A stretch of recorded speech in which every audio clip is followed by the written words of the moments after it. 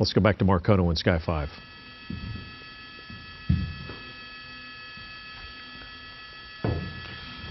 Mark, can you hear us? We certainly can. Yeah, we've got quite a bit of air traffic coming up into the area here, Glenn, so forgive me. But yeah, here we go, coming to you from Hawthorne Boulevard here, where you can see the operators of that heavy-duty tow truck have, well, they've extended the boom, they've attached a line, and now they're going to see about getting this thing off the hillside. It's probably got a good, maybe 30, 40, 50 feet before they can get it onto concrete, and at that point they will be able to get it onto a flatbed tow truck here. But at this point, I think they're just going to try and do their best to get this thing off the hillside and into a situation where they can get it back onto its wheels here. This might be an extended operation. It might just take a short time. But at any rate, the good news is that the investigators from the LA County Sheriff's Department have released basically the scene to the tow operators, and now they're going to be able to clear the scene at this point here. So that's the first movement that we've seen, and they're kind of rocking it back and forth. They're using that winch, that tow strap there, and they're going to try and get this thing into a position where they can get it onto that flatbed tow truck here. So we'll follow along as best we can here, guys. We'll send it back to you. Mark, let's talk about this vehicle. It's a SUV, large. Do we know the make and model of this? Have we been able to figure that out today? Unfortunately, I don't know the specific model. If you're looking kind of on the passenger door, right front door there, basically that looks to be a Hyundai logo, and beneath the logo in the words, it says Genesis Invitation. This is a vehicle belonging to the tournament or to the course or what have you, but specifically what type of vehicle? No, I don't have an idea.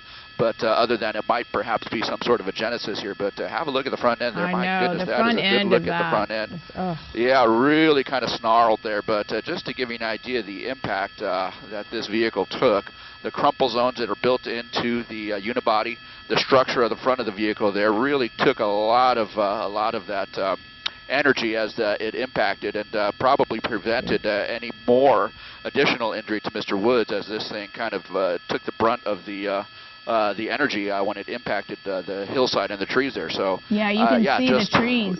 The left-hand side there just snapped in half. Yeah, it looks like trees, looks like roots, and so this thing was probably plowing through the dirt at a pretty good clip there. But whew, yeah, wow. The whole engine compartment, engine and transmission compartment here is going to be completely just, wow, demolished at that point. So, and you can see how it kind of impacted and kind of crumpled to the back edge of the roof line right at the bottom of the windshield here. So, my goodness, yeah, and at that point it's into the passenger compartment. So, well, that's just what I a was lot of going heavy to damage ask. sustained by this vehicle. Yeah, because Mark, a lot of times with engines, you know, I've seen in accidents before and read about like those engines. It almost looks like the engine's not there, you know, because it goes then inside, right, with the impact.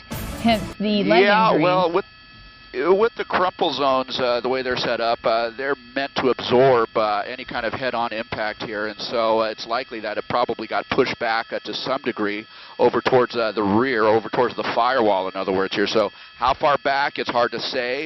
You know, is there anything missing from the mechanical structure of the front of the vehicle? That's also hard to say because it just looks like just a tangled mess in there. So I'm sure that is something that investigators are looking at there, but there no doubt is going to be a lot of debris still of kind of in that area there that they're sort of sifting through. You can see it right now. They're kind of sifting through some of the larger pieces of debris there. Yeah, likely a lot of parts that are going to be in this particular area here for a little bit here, guys. All right, Mark Kono, thank you. It's tough to watch these images as this vehicle's being turned around and just literally seeing roots and tree limbs in the engine area of that vehicle. David, you know, we've been talking about David Pingalore is at the scene and has covered Tiger over the years in Orlando and is very familiar with him and his career. And this is tough to watch as they pull this vehicle out from the scene. Yeah, obviously very difficult to watch, you know, as the choppers are on top of me here, and we're in the corner of Black Horse and Hawthorne Boulevard, and just down the street here, there are definitely more and more people have been coming out here, walking down about a half a mile or so here.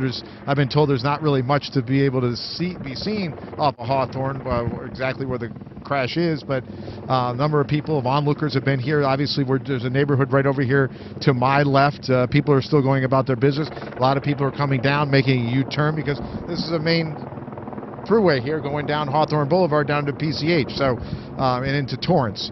But obviously a really difficult scene to look at for sure from above.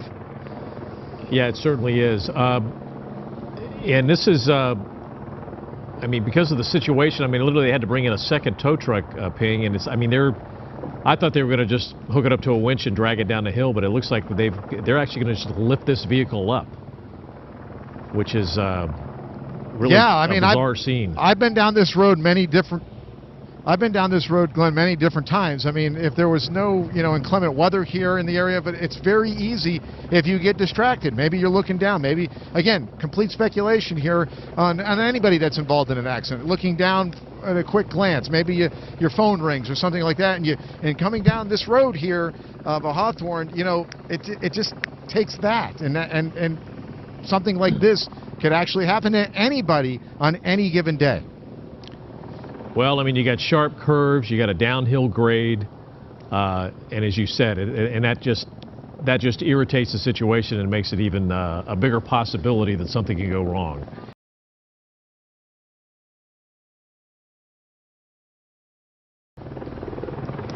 Yeah, and from, I don't know exactly where he was headed from, but I know where he was headed to, as we've been talking about for the last couple of days.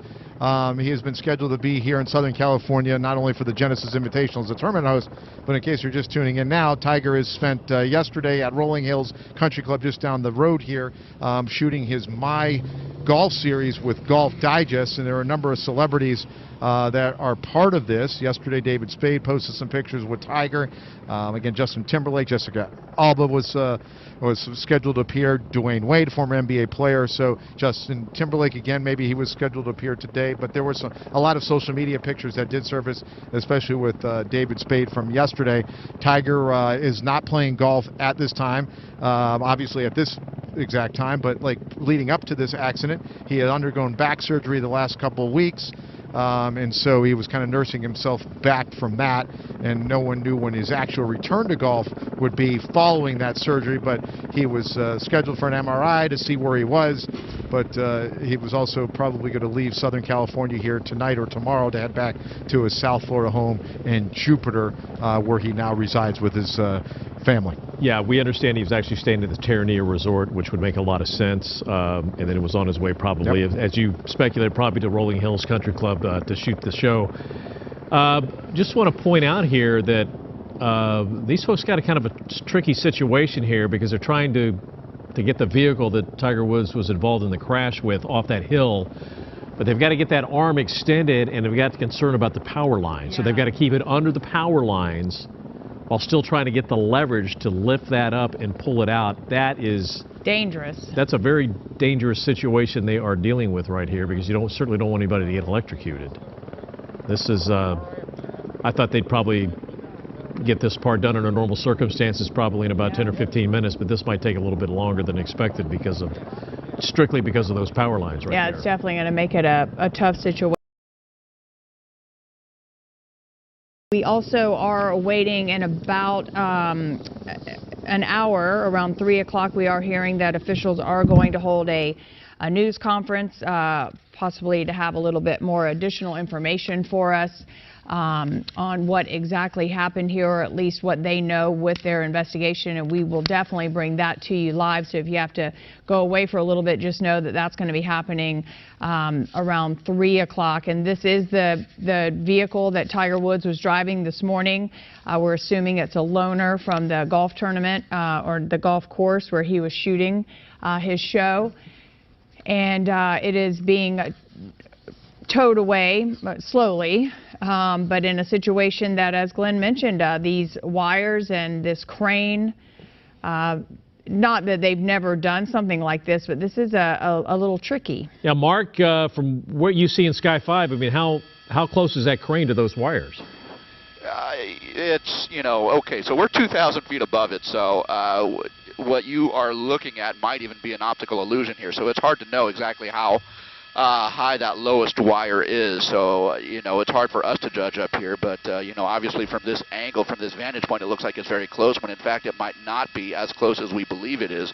But at any rate, you can see that heavy-duty tow truck has its boom extended fully out, and so in doing so, they must feel comfortable that they are a safe distance away from the wires here. So probably a more efficient way to do this.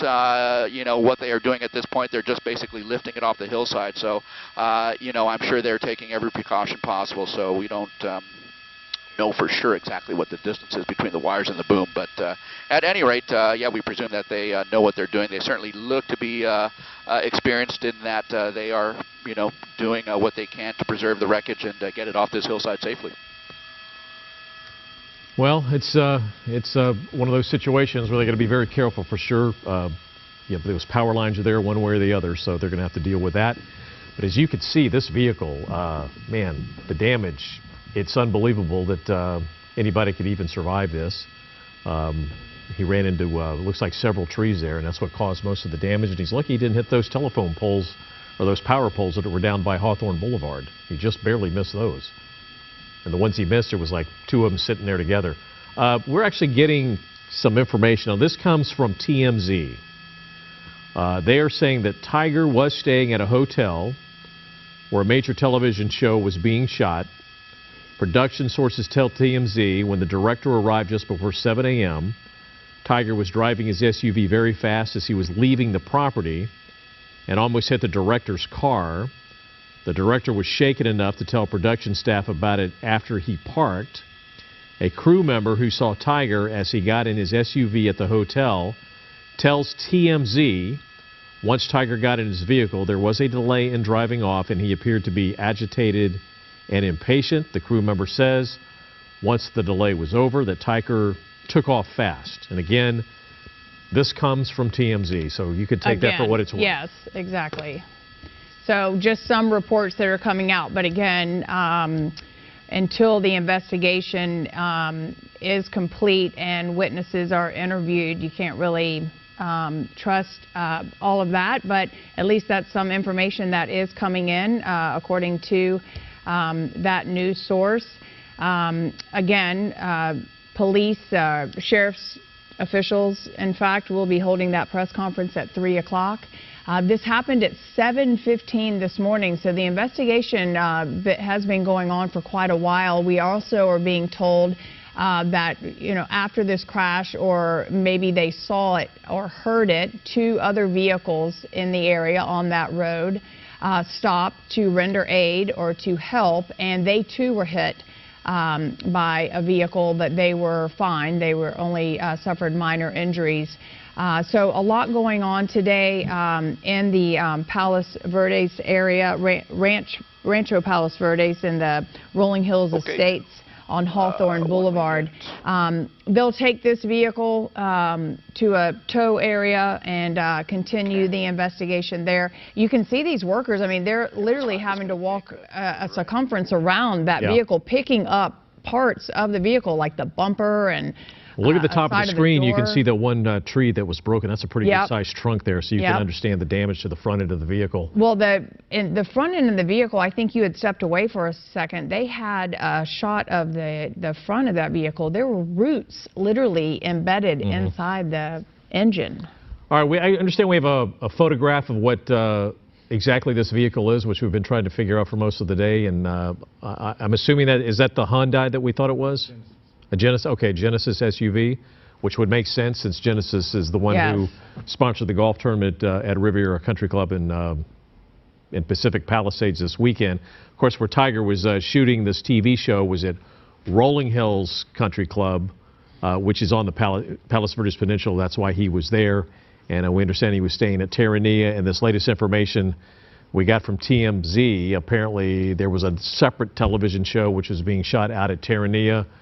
Which would make a lot of sense. It's a pretty scenic spot, and you know, whatever the plot was about, it's immaterial at this point. But maybe that's may go to state of mind here. We just don't know. State of mind, speed. You know, we've also heard of former police officials that say this area is, you know, it's steep, it's curvy. especially if you're speeding, unfamiliar with the vehicle. Who knows? We'll obviously find out more as this investigation reveals itself. All right, let's go back down to the ground. Lauren Lister standing by. Lauren? Glenn and Lou, we are at the Lomita Sheriff's Station where you can see they are getting ready to update media at 3 o'clock on the very latest that we know about this accident involving Tiger Woods. I can tell you we have learned from a Sheriff's Department source that Woods was conscious when authorities responded to that crash this morning. I'm told they don't suspect alcohol played a role, and that he was actually pulled out of the vehicle using hand tools, apparently through the front windshield. We're told they did not use jaws of life, as was stated in an earlier release on this from authorities. Let's show you video, hopefully, that you're looking at of the scene that you've been looking at, I'm sure, for hours. The vehicle on the side of the road on Hawthorne in the brush. It wasn't on the road itself. It is a 4-lane road that Woods was traveling on, according to authorities, with a center median dividing the 2 lanes on each side. Authorities say Woods was traveling northbound, which was downhill, and residents say it can be a dangerous road. You're going to hear from one of them in a moment. The vehicle we're seeing being removed by a crane at this hour. It was hours ago, about 7:15 this morning, that authorities responded to this single rollover crash. Tiger Woods, the only one in the vehicle, according to authorities. Paramedics on the scene by 7:28. Woods was transported to the hospital at 7:40, according to LA County Fire Department. We did speak to a neighbor who lives in the area who talked about how this can be a dangerous stretch of road. Take a listen. Yeah, it's a curvy road. It's downhill, and it's prone to high speed if you're not careful. I mean, the one thing that all of us who live in this area recognize is we go through brakes a lot because this grade and the speeds that you pick up, you typically have to ride your brakes as you're coming down. If you don't ride, even if you don't ride, if you're just driving kind of typical speeds but not riding your brakes, it's easy to hit 60, 65 as you're coming through some of these turns north of us. And the road curves, and if you're not paying attention, it's easy to miss that turn and or overcorrect and find yourself in a bad situation. That neighbor also told me that this morning, around the time of the crash, to his knowledge, he says it was clear as far as the weather was concerned, that it wasn't sopped in with fog or anything like that this morning, as he recollected. We are here awaiting this press conference. It's expected to start in an hour. We'll bring you that and every update in between. For now, I'll send it back to you in the studio. All right, Lauren, thank you for that. And as we've mentioned, too, several times, Tiger Woods did need to have surgery to some injuries on his legs, according to his agent, who put that out via Twitter several hours ago. He's at Harbor UCLA Medical Center in Hawthorne, and we continue our team coverage from there. Sarah Welch is at the medical center. Sarah? Hi, Lou. Good afternoon. Waiting for any update on the golf legend at this hour. Let me step out. You can see the swarm of media that is gathered here at Harbor UCLA Medical Center here in Torrance, waiting for any update on how Tiger Woods is doing at this hour. It's now about 7 hours following the violent crash that left him injured and in the hospital here right now at 2 p.m. this afternoon. We have reached out to Harbor UCLA. We haven't heard back yet. We're wondering if anyone from inside will be making a statement on Woods' condition and his injuries. We are hearing that he did suffer severe leg injuries in the crash this morning.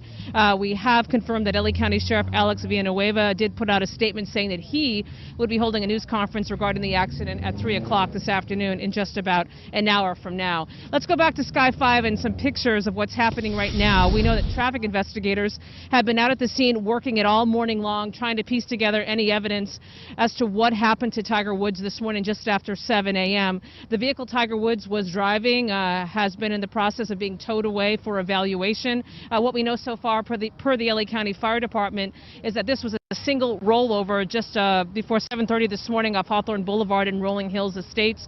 Paramedics got Woods out of the SUV that he was driving. He was taken by ambulance to the hospital with serious report earlier from a spokesperson at the Sheriff's Department that he believed the golf legend was conscious on his way to the hospital. Now, what caused him to lose control of that vehicle is not clear yet at this hour, but we do know Woods has been in the Southland for the last several days. He was hosting his tournament, the Genesis Open at the Riviera Golf Club this past weekend. He wasn't playing in that tournament. He was just coming off back surgery, but this is a photo of Woods standing next to tournament champion Max Homa, who also grew up, by the way, locally in Canyon Country. Woods, as I mentioned, had just come off back surgery. He was working on getting ready to possibly play in the Masters come later this spring. Now, the prayers and well wishes, they're pouring in for Tiger Woods. The PGA tweeting this: on behalf of the PGA Tour and our players, Tiger is in our prayers and will have full support as he recovers. We know, as I mentioned, Woods has had several back surgeries. He's had knee surgeries over the years. He has a great determination. We know he's come back from so much over the last decade or so. But here at this hour, he is at Harbor UCLA Medical Center. His agent earlier this morning telling a member of the media with severe leg injuries. We know that he was in surgery. Whether or not that surgery is over, we don't know yet. Again, we don't know the extent of these injuries, and we are awaiting, hopefully, some kind of update from the hospital. And when we get it, we'll bring it to you. For now, back to you in Hollywood. All right, Sarah, thank you for that. Let's now go back to the scene of the crash where they are trying to take the vehicle away at this point. One of our reporters on the scene, David Pingalore. Ironically, as we've mentioned earlier, Ping used to work in Orlando, and he was there, knew Tiger Woods from the Orlando area where Tiger used to be a resident. And in fact, this is kind of a history repeating itself for Ping. You covered his first crash, well chronicled in his neighborhood back, what, 2009? Yeah, it was Thanksgiving of 2009. He lived in Isleworth. That's when he was, you know, on pain medication, Xanax. It was about Thanksgiving of 2009 as his now ex-wife had to smash out the back of the Cadillac Escalade. He was in the hospital. Yeah, I do remember getting a call that morning from my news department that I worked for in Orlando. And obviously this accident is far more severe, but at the time it was just like, what, back in 2009, what happened? What is it? What is this about? Was he driving? Was he outside the neighborhood? Was it, you know, nobody knew, but obviously it came to light what that accident was about. But this is obviously far more serious as he's undergoing surgery. I would imagine it's continuing at this moment, but there are a number of onlookers have been out here, been on with you guys now since about 11:30 this morning. Now that I've been out here for the last 90 or so minutes, people continue to walk down Hawthorne Boulevard. I have played golf at the golf course he was going to for a television shoot that has been on his calendar for a very long time now for Golf Digest, and as I've speculated before, now we're confirming that he was staying just up the road here at the Terranea Resort, and then making his way this morning to Rolling Hills Country Club for the shoot with a number of celebrities that we've been talking about. So this road right here, as people go down, you know, we were just talking amongst a number of people that how steep this is. I mean, I live in this area, and this is a very windy road. I mean, you could just, you know, put your head down that quick, and you know there's a curve down there, and I don't know how fast he was going. Obviously they were going to figure that out during an investigation, but it's like that, anything can happen, you know, and obviously something awful happened today in his single car crash. So it's a number of people continue. It's as we've been on the air, you can see more and more people coming down, Glenn and Lou, trying to get down here. But there's, you know, I've been told there's not really much you can see from this vantage point once you get down about a half a mile or 3/4 of a mile down Hawthorne Boulevard. Yeah, obviously this is a big international story. Ping, let's talk about his future career now at this point. He's had a lot of back injuries. We don't know the extent of this leg injury, but he is under surgery right now. You know, a lot of people may not realize that that don't play golf. It is a physical game. Especially if you're a professional, because even that can be taxing with the up and down. But, you know, when you're playing 18 holes of golf and you're playing 4 rounds every week in a tournament plus the practice, I mean, it is a physically taxing game. There's no question about it. These guys walk miles and miles and miles every week. They are playing a professional golf tournament. And, you know, he has had a number of not only back surgeries, but he's had knee issues as well through the years that he's had to overcome. Again, you know, he did a lot of working through some military things that he wanted to accomplish in his life. He wasn't in the military, but he was allowed to work with the military, do a lot of training with the military. That is, it's documentary. That is, it's not, documentary that, he put together, but an HBO documentary in the last month or so that came out, that surfaced, that, wow, this guy did all of this to his body as a professional golfer. They really beat him up pretty good. So a lot of his injuries that he has sustained through his career were not necessarily on the golf course. Maybe his knee injury might have been golf related, but his back injury certainly seemed to be more when he was working with the military. Like his father was a Green Beret, so that's something he always aspired to. So they allowed him to do that. Did a lot of parachuting with the military, as the documentary did point out. But from a knee injury standpoint, golf, you have a lot of torque on your knee. So with allegedly some leg injuries that he suffered with this car crash, it will be interesting to see how long it would take for him to come back and how severe. We're all speculating on how actually severe these injuries are in this crash. Well, you talk about knee injuries, and the first thing I think of is the 2008 U.S. Open and Torrey Pines. He clearly had a knee injury, and he gutted that out and won the tournament. And that was one of the most courageous performances I've ever seen in sports. Yeah, winning that against in a playoff, 18-hole playoff with Rocco Mediate. I mean, I can remember where I was, back in Orlando that night and that weekend watching that with my kids. But yeah, he suffered a terrible knee injury during that event, and he hobbled around, and he willed himself to win. I mean, he's one of the greats. He's one of the people can argue all day long, but you can put him in the category of one of the great athletes of all time. Yeah, that's for sure. All right, David, thank you for that.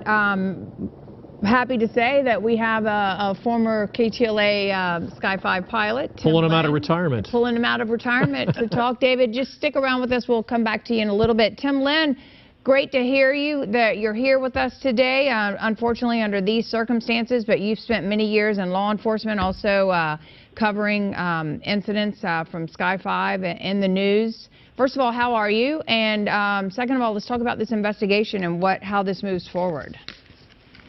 Well, Lou, you can see in retirement, but you dragged me right back in here. So, doing well. And just watching the coverage here from my former partners up there in Sky 5, doing a great job showing the overall view of this. Now, based on my 30 years of law enforcement experience and also handling many traffic accidents during that time, you look at situations like this and people ask, what are the police doing at this point? They have their major accident investigation team out there, which is unusual for a situation where you have a single car crash that just went over the side. But the special thing about it is Tiger Woods. And based on what happened with the Kobe Bryant crash a year ago, with all the problems the LA County Sheriff's had with that, they're going to bring out their best and their finest here to be able to check the incident and to go through the investigation. So what they look for is different pieces of evidence along the way. And you'll start out with the skid marks that are prior to the crash. Now, Hawthorne Boulevard, as you've been describing it, is a very wide boulevard, and you're on a downhill and on a turn. So a lot of speed can be picked up at that point. And as you watch the footage as it comes across, they're going to be looking for, the first thing they look for is that impending skids. Basically, those are very slight skid marks on the street prior to the impact with that center divider. And so they can test those skids and measure those skids and to give you an idea of how fast the vehicle was going when it impacted that center divider. And then to carry on the type of damage that's done to the vehicle as you go through the crash over the center divider, working its way across the southbound lanes, and then hitting the side of the road on the other side. And if you look at the damage on the vehicle, all the damage is on the front end of the vehicle and crushed all the way back to the windscreen. So it shows a lot of forward impact. Now, was that impact into the side of the hill, or was that impact with something else? That's what they're going to have to figure out.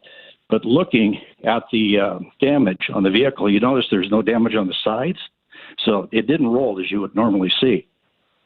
So right now they're going to have to figure out exactly what the speed of that vehicle was going into that turn to where it lost control and then went through that area. that the greatest thing nowadays with all the new vehicles they have that data box that's underneath the driver's seat, and they'll be able to pull that out and be able to read that to figure out, was he on the gas going into the turn? Was he on the brakes? When did he come off the gas? When did he hit the brakes? And what was his speed when he went into that turn? So that'll help him out quite a bit with what they did, or what he did prior to the accident. But just looking at the damage on the vehicle, very fortunate that this was not a fatal investigation. It's interesting, Tim, you say that in your guesstimation that it did not roll, so that means that that impact on the front end of the vehicle came to a stop by literally hitting something. Right. You can see the front of it is just completely smashed flat right up to the windscreen. So that's the straight impact will cause that. You're not getting any deflection or anything of that sort. And then looking at damage on the back, kind of looks like to me that it may have done a tumble, basically head or nose over tail, versus doing the typical roll where it goes over the sides, because the roof is intact. You have that big piece of glass on the roof, and the windows on the side are intact. Those normally will come out when you roll. So the speed on this vehicle was quite excessive. You just tell by the crush damage on the front. Those vehicles are designed to crush in like that to absorb the energy to keep it away from the occupants. And you can notice that the cabin of the vehicle is intact. So, and all the airbags that are deployed in there protect the passengers. So that is probably what really helped out to keep the injuries down to where what we're reporting is just leg injuries at this point. But the damage on the vehicle is just very significant, which indicates a high rate of speed. Now, as I said, they'll be able to tell that from the skid information that the vehicle put down. You don't have to be on the brakes to leave skid on the road. If you turn at a high rate of speed, you leave the ground what's called impending skids, and they can measure the arc of that skid and tell you pretty close to how fast you're going. But with this, the new data boxes that are in these vehicles will give them exactly what was going on inside that vehicle with the gas, the brake, and the actual speed of that vehicle going into the turn.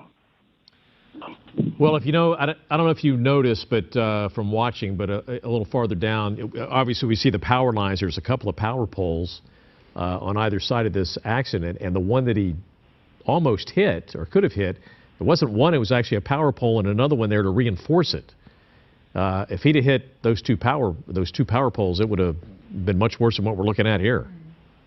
Yeah, you get that situation where you have a single object like that, like a large power pole, or even the support for it, that concentrated point of energy will go right through the vehicle versus hitting something solid and wide to where it can disperse the energy and let that front end absorb the crash as well as it did and then tumble over. But yeah, if he had hit someone with that large power pole or one of the supports for it down on the bottom, yeah, you concentrate all that energy on that pole in that little area of the car, and that portion will travel through that area a lot further and get into that cabin than you really want. But we've seen it to where folks have hit palm trees. Let's say, I remember handling a crash one night up on Santa Monica Boulevard where a vehicle hit a palm tree, and that palm tree was in between the two passenger seats by the time that car finally stopped. So, if you have a wide area, you can disperse the energy, but if it's a pole or a tree,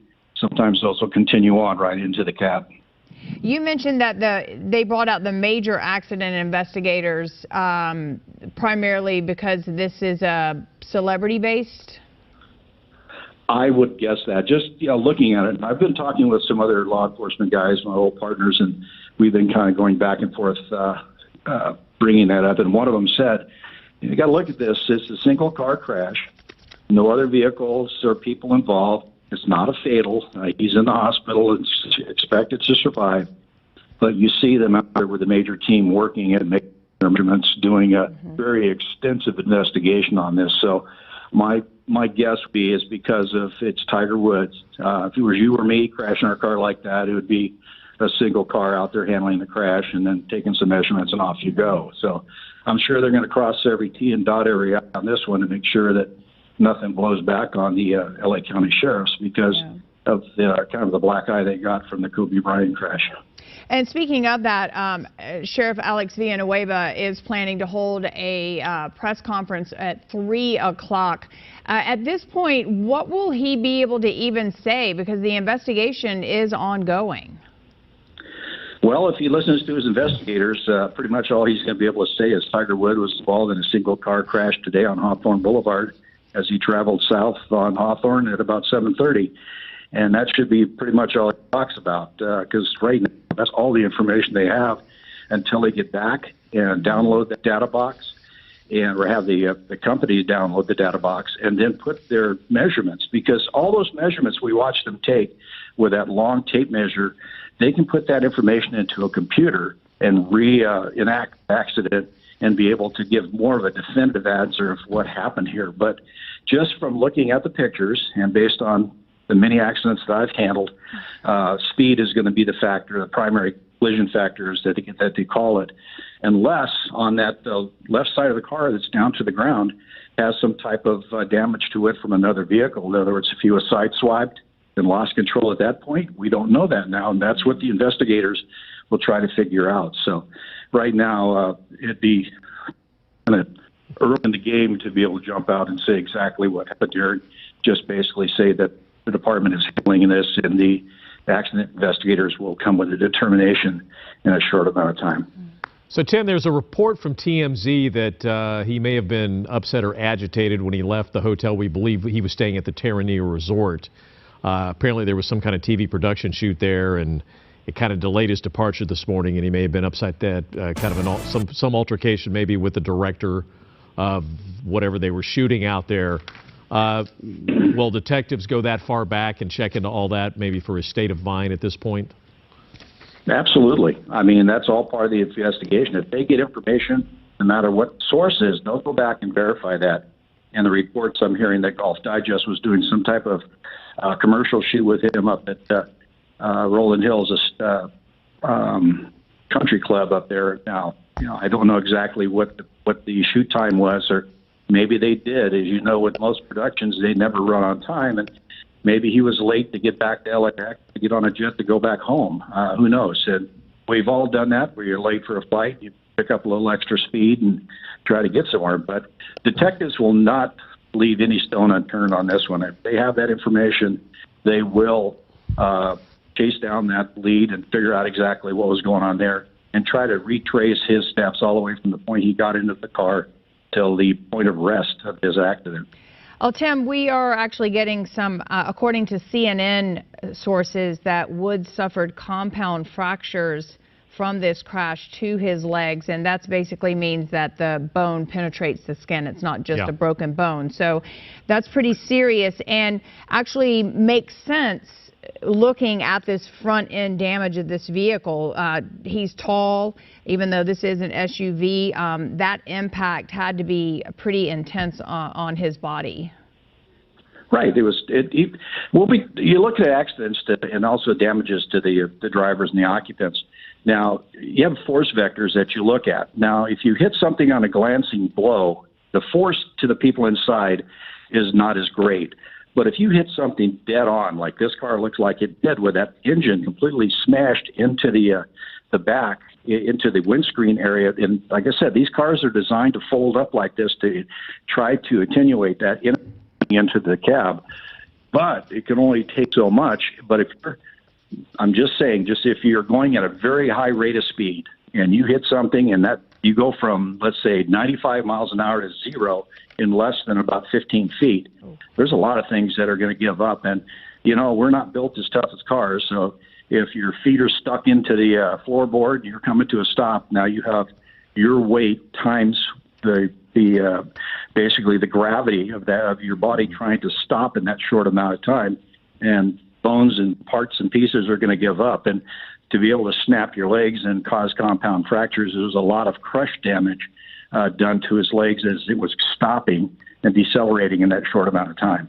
But then also you have the tumbling, to where if you look at the back end is tore up as well, and that front end is flat. So you're going to have a lot of things flying around inside that car as well. So right now they're going to have to figure that out, and they'll be able to recreate that and figure out exactly how the car ended up where it is and how it ended up on its left-hand side like that.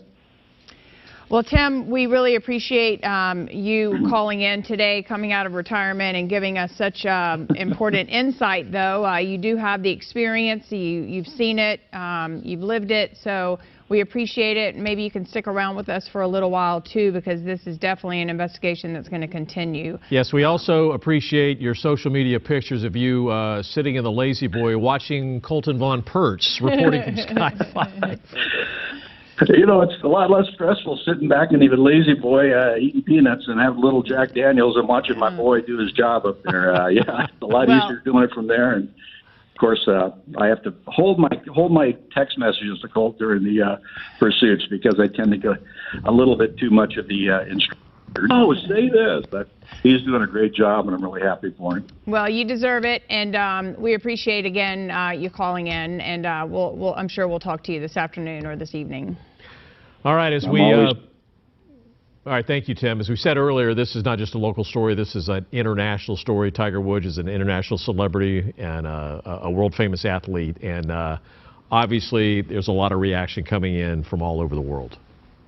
Let's check in with Corrine. She's in the newsroom with that information. Hi, Corrine. Hi there, Lou and Glenn. You know, with so much that Woods has endured over the years, not just personally but professionally in his life, many people, so many people are really hoping that this is something that he'll recover from. They are banking on a comeback. They are praying, and he's getting a lot of support on social media. I want to show you just some of the tweets that we've been monitoring from the entertainment world, from the sports world, even from political activist Jesse Jackson. And he tweeted, "Tiger Woods, one of the greatest golfers ever. With excellence, he knocked down walls and built bridges. Tiger made the sport more universal. Praying for you, Tiger, your family, for a full recovery." Boxer Mike Tyson also tweeted, "Fight Tiger Woods like the champion you are, for your kids and the world. Love and prayers." Another boxing great, Oscar De La Hoya, he wrote, "Praying for Tiger Woods, who was injured in a car crash today. I hope that we see you have a successful surgery and speedy recovery. May God see you through, champ." Actress Jada Pinkett Smith, she's also sending prayers this afternoon, writing that she was just with a golfer yesterday. She tweeted, "Don't take even a moment for granted. I know you're good because your tiger within is a beast." So some strong words from a star, obviously shaken by the news of Woods' crash. We also heard from Patriots football star Julian Edelman, and he tweeted, "Thinking of Tiger Woods this afternoon. Prayers. This is just the beginning of another major comeback." And finally, Olympic skier Lindsey Vonn, whom Woods dated at one point, she tweeted, "Prayers for Tiger Woods right now." And so from Magic Johnson to actress Cher, Olympic swimmer Michael Phelps, so many people, so many celebrities, so many of those in the entertainment and sports world sending prayers this afternoon. And we'll just keep monitoring some of this reaction, this outpouring of support. Lou and Glenn, we'll send it back to you. All right, Corrine, thank you for those updates. A lot of people, like we've been saying all day, this is, in our backyard, but this is an international story. Yeah. So we are fortunate to have on our staff David Pingalore, who used to be a sports director at the CBS station in Orlando and has known Tiger for quite some time. Tiger, of course, used to be a resident of Orlando, still living in Florida down in Jupiter. And Ping, this is a huge, huge sports story. Yeah, it's beyond that as well. I mean, it's the front page across all websites, not only here in the United States, but across the world, as I've been looking on my phone. Today it seems that I've heard from some people that today it looked like that some of these golf lessons that he is involved with here with Golf Digest and this Golf TV that he's puts on the social media platforms. It's called, Golfing Like My Golf with Tiger Woods series that Drew Brees and the Los Angeles Chargers rookie quarterback, now going into a second year, Justin Herbert, was going to be a part of today's lessons. Yesterday there was a number of actors getting lessons from Tiger Woods just down the street here. That's where he was headed to from the Terranea Resort. to going to Rolling Hills Country Club, but it looks like today he was going to help out some NFL guys with some lessons. But yes, I have known Tiger for a number of years, going back to my days in the mid-2000s when I got to Orlando and got to know him, and was there back in 2009 when he had that accident in his neighborhood in Isleworth. But now he does live in Jupiter, yes, with his family. Yeah, Ping, you said you've been getting a lot of text messages from former colleagues down in Orlando about this, right? Yeah, former colleagues and some friends that I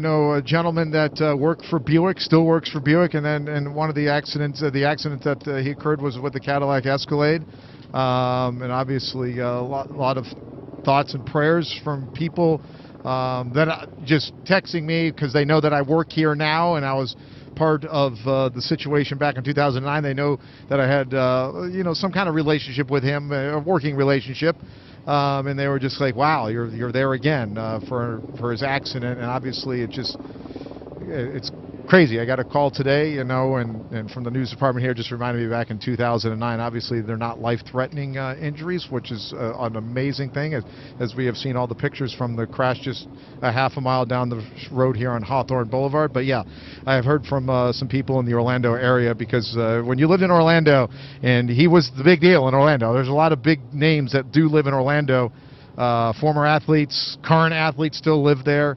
But he was the biggest name, and his 2 children were born in Orlando, so a lot of people were just kind of reaching out to me about here I am again years later involved with a car crash with Tiger Woods.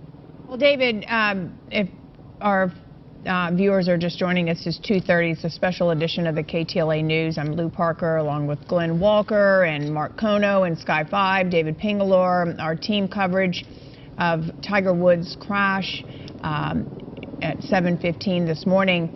David, I wanted to, you may have heard, but CNN is reporting that he suffered compound fractures to his legs in reference to rehabilitating now with a back injury, waiting on MRI results, and now add compound fractures in your legs. Legs, depending on where that is, that's a big part of golf. It's really all of golf in theory. Yeah. I mean, I've golfed my whole life, so your legs are a very major component of a golf swing. You're standing up, and just like any sport, legs are obviously important. So yes, so again, we don't know how severe the injuries are. Now we're going to just speculate from a medical situation. I don't know how long a recovery time would be, but yes, that just adds compounds to the injuries that he's had with his back that he's trying to overcome. Yeah. The last time he did golf competitively was with his son back in Orlando for the father-son PNC Challenge in mid-December. Then he had his back surgery a couple weeks after that at the end of December. So we'll just all have to kind of wait and see what happens here. I golf too, so I get that. But I was just saying, you're squatting down. It's like the torque and the turn and your core and your legs. If it's the thighs, or if it's what if his the bone in his the tibia or whatever, where you're even the lower leg. The lower leg can really affect it too, because the whole body is turning. So it's going to be really frustrating. It'll be frustrating for him, I think. Oh, there's no question. Yes. I'm sure he's just thankful that he's alive as well. So I think the furthest thing from his mind is when he's actually going to get back to be playing golf at this point. But yeah, it's going to take a lot of time to come back, not only from his surgery in his back, but now he has leg issues, obviously. Yeah. All right, Ping, we'll get back to you. As we've mentioned earlier at the top of the hour at 3 o'clock, we're expecting a news conference with the Sheriff's Department to try to give us as much information about this investigation as they can tell us. Lauren Lister is standing by. She'll be covering that news conference. And Lauren, I understand you got a lot of company there. Glenn, absolutely. Of course, this story garnering a lot of attention, and you can see a number of members of the press set up right behind me, where we are awaiting comments from the Sheriff's Department, and where we are told we will hear from LA County Sheriff Alex Villanueva himself, as well as the captain at Lomita Sheriff Station. That is the station handling the investigation. About 3 miles from here on the border of Rolling Hills Estate and Rancho Palos Verdes is where that crash occurred. Let's go to images of that scene. Tiger Woods, of course, is in the hospital and in surgery today with leg injuries, according to his agent, as we learn more about the crash itself. According to USA Today, Genesis confirms that Tiger Woods was driving the Genesis GV80 SUV when he crashed. Genesis in a statement saying it was saddened to learn that news and sending thoughts and prayers. That vehicle is from the Hyundai luxury brand. It's the only SUV from that brand. The Genesis Invitational logo appearing to be on the side. Woods was in Los Angeles as a host of the Genesis Invitational at the Riviera Country Club. That ended Sunday.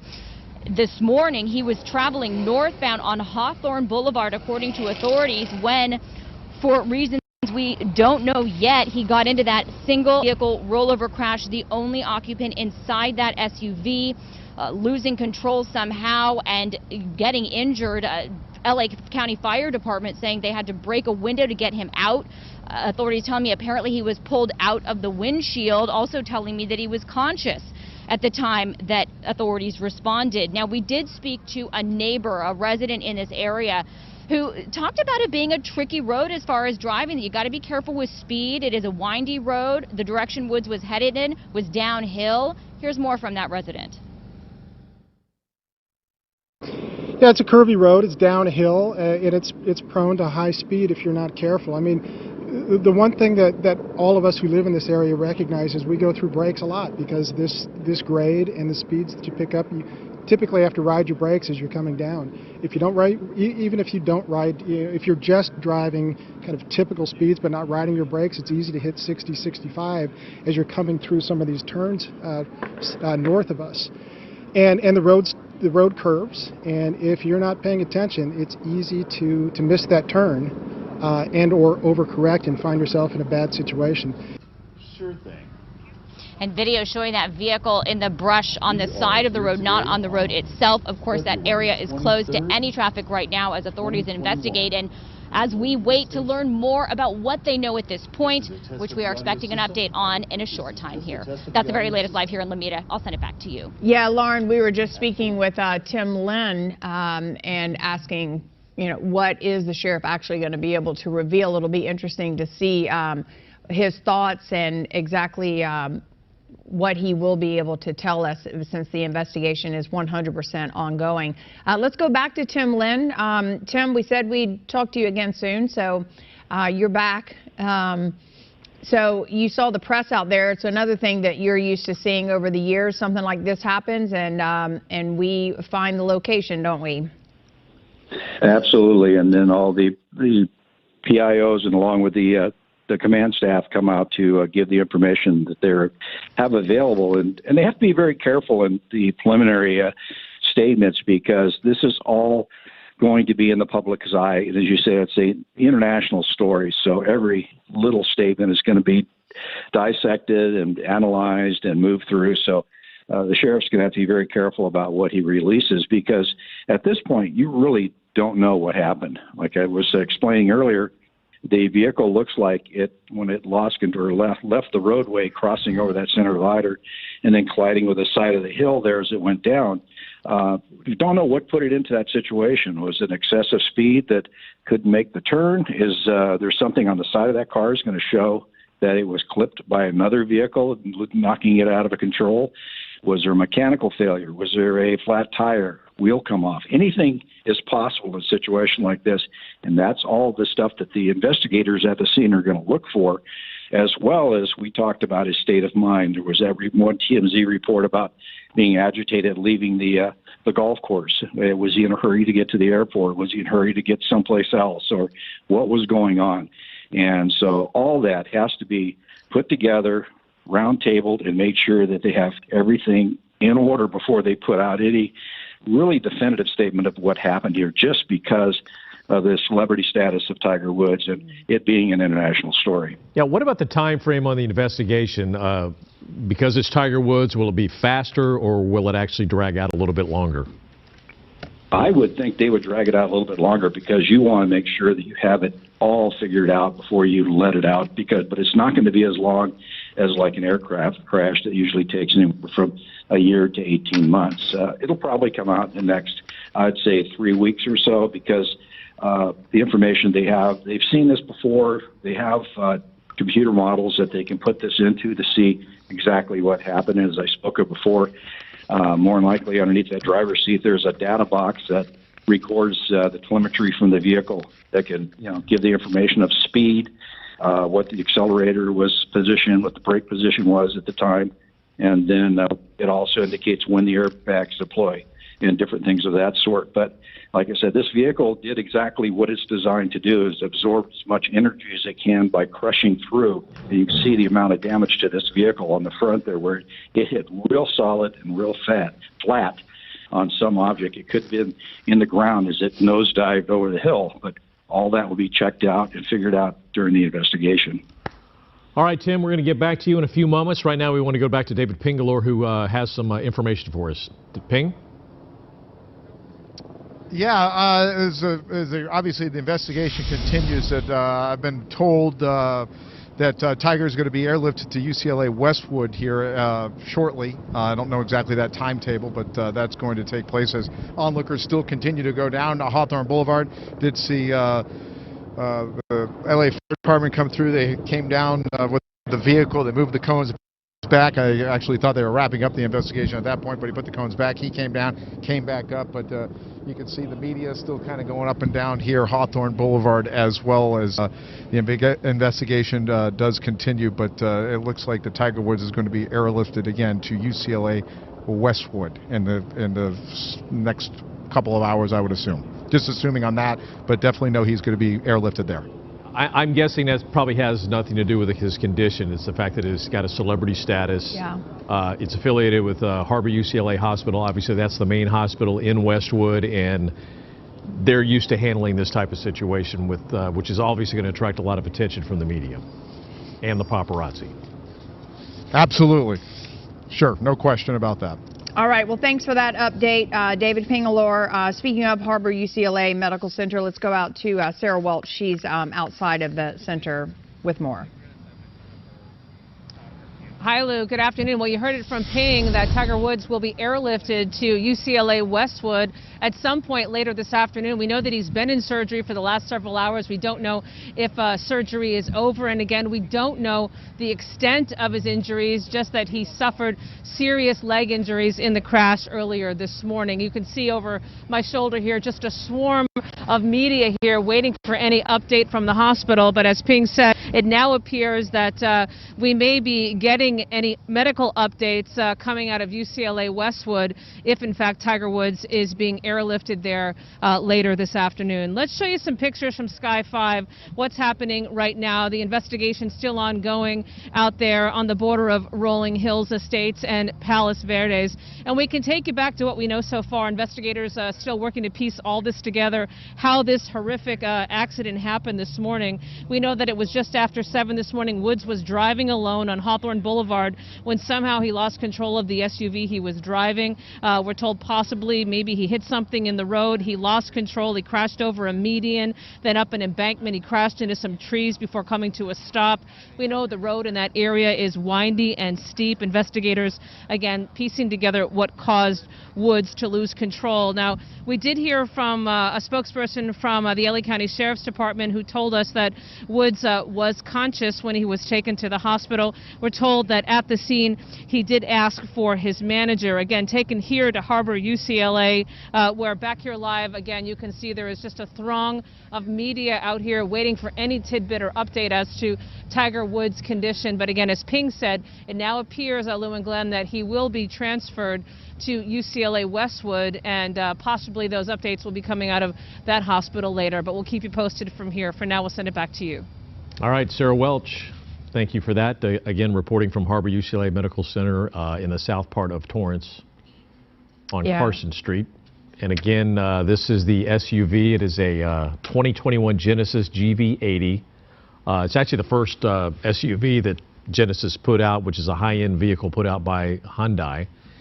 And apparently Tiger Woods, about 7 o'clock this morning, was driving from what we can piece together from Terranea Resort, we believe that's where he was staying, to Rolling Hills Country Club, where he was shooting a television show for Golf Digest. He had been there shooting yesterday. It looked like he was playing golf with Dwayne Wade, former NBA basketball player.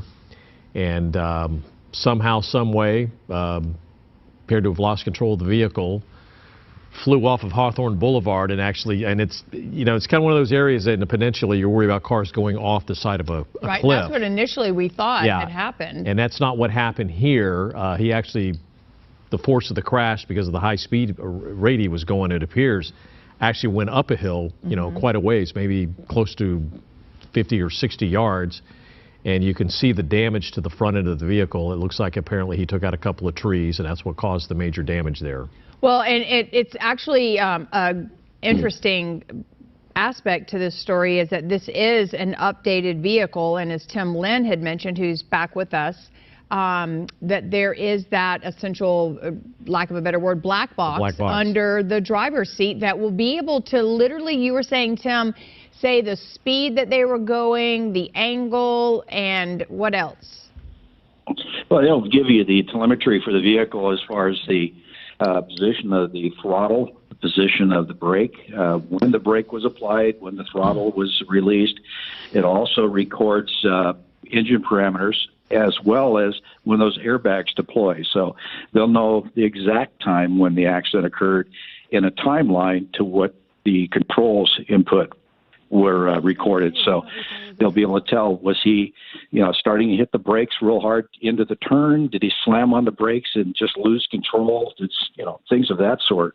Or was he directly on the gas the whole way through? So all those things can be relived on the computer when they download that box, and that is a great help to the investigators to figure out exactly what the situation in that vehicle was prior to the first point of impact.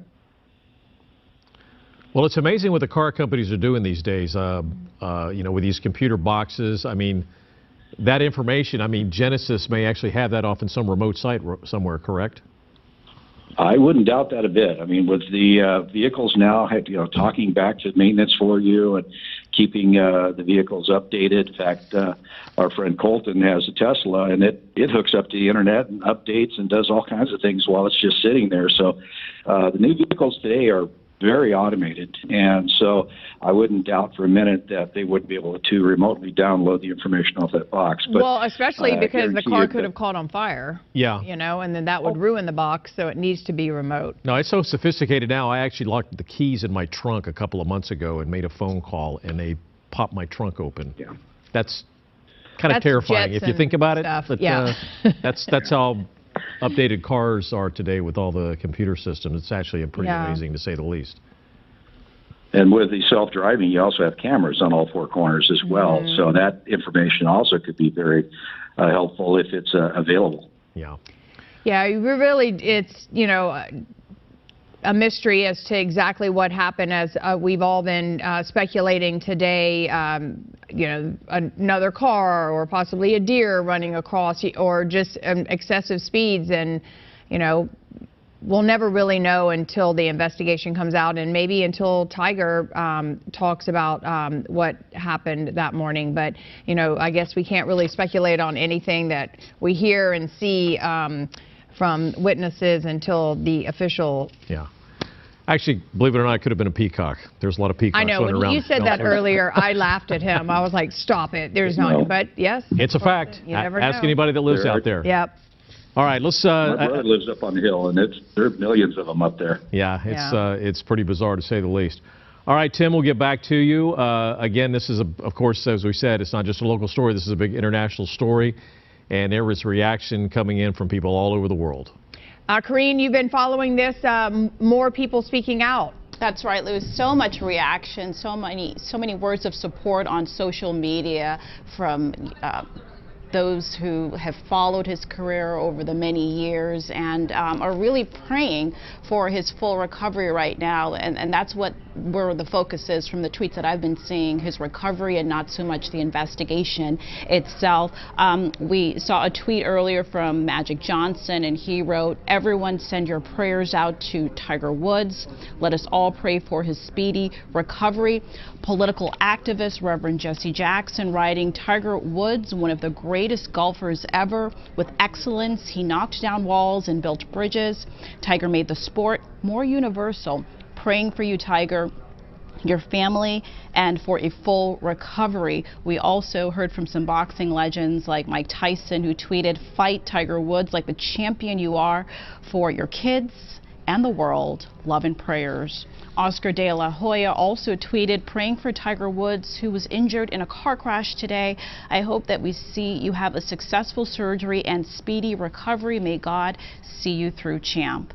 Jada Pinkett Smith, she was with the golfer yesterday, according to a tweet that she put out, and she also wrote, "Don't take even a moment for granted. I know you're good because your tiger within is a beast." And we just want to read a few more tweets from Patriots football star Julian Edelman, and he wrote, "Thinking of Tiger Woods this afternoon, prayers. This is just the beginning of another major comeback." Lindsey Vonn wrote, and she dated Tiger Woods several years ago, "Prayers for Tiger Woods right now." We also saw some tweets from Cher, Olympic swimmer Michael Phelps. A lot of people sending their prayers this afternoon, hoping that Woods makes a full recovery. And they're also focused on this investigation, as many of us are, seeing what develops a short time from now with that news conference slated for 3 o'clock. We'll send it back to you in the studio. All right, Karine, thank you for those updates.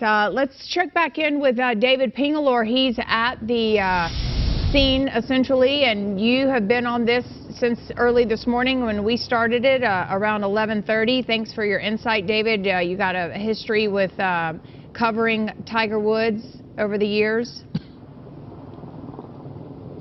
Yeah, it goes back to when I worked as a sports director there at the CBS affiliate in Orlando when Tiger lived there. His 2 kids were born there at the Winnie Palmer Hospital. He now resides in Jupiter. He moved from Orlando a few years ago from Orlando to Jupiter. So I did get to know Tiger Woods throughout the years from a professional standpoint. Interviewed him a number of different times. And on this day, it brings me back to 2009 when he had that car crash in his Orlando neighborhood of Isleworth, just outside of his home. He hit the fire hydrant. He backed into that. He had Xanax. He had other kind of medications in him that evening. He had sleeping issues. But that's when his wife had to.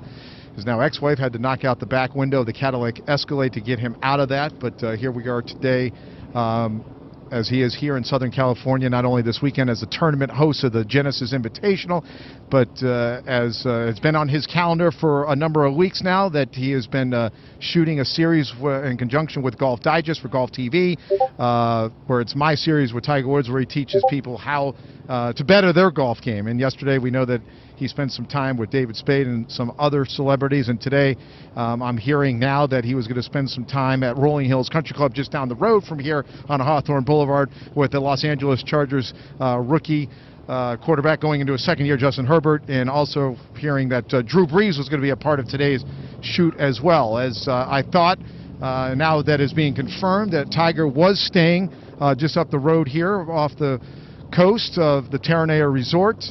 And he was obviously headed to his shoot this morning at Rolling Hills Country Club when the accident happened just before 7:15 here in Pacific Palisades. Palos Verdes, I should say. Pacific Palisades, it comes to mind because he was just there 48 hours ago when he was giving out the trophy to the eventual winner of Max Homa of the Genesis Invitational. So this has always been on his plate to be here in Southern California. There are a number of people that I've read in the Twitter world, and they've reached out to me as Tiger Woods. Was he playing golf today? No. Tiger Woods is coming off of back surgery and trying to get himself healthy before this accident. He was here for work-related items. So that's why he's here, and eventually he was going to head back to Jupiter, Florida, but obviously not now.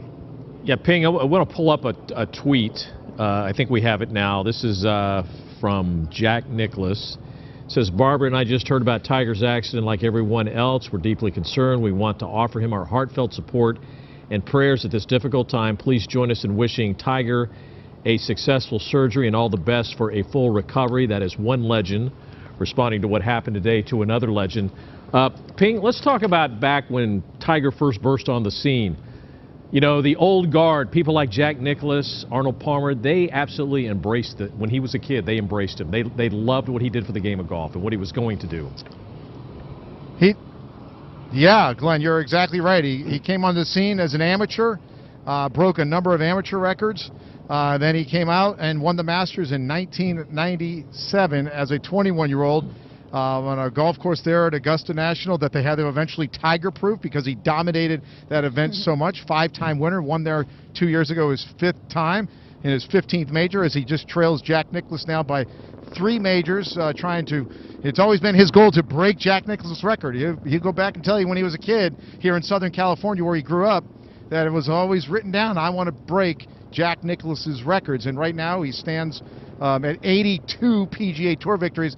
That is tied all-time with Sam Snead, so he needs just one more to become the all-time winning PGA Tour player with 83.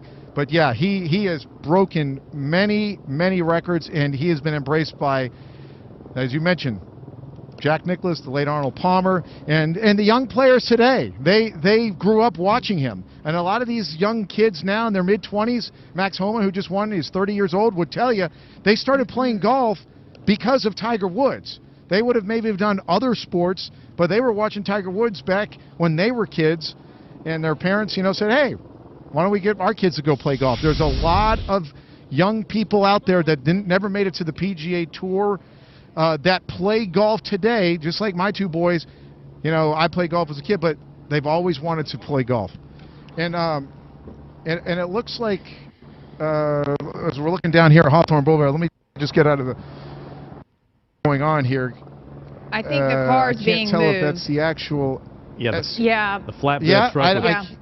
Okay, that's another. That looks like another car. That's another car that was involved. That's his. And the accident, that is the car. That's the car. That is the car. Yeah, You're that exactly is the car. right. Yeah. And so, yeah. So there it is, just coming up Hawthorne Boulevard. From the aerial pictures I was seeing, it looked like it was much bigger than that.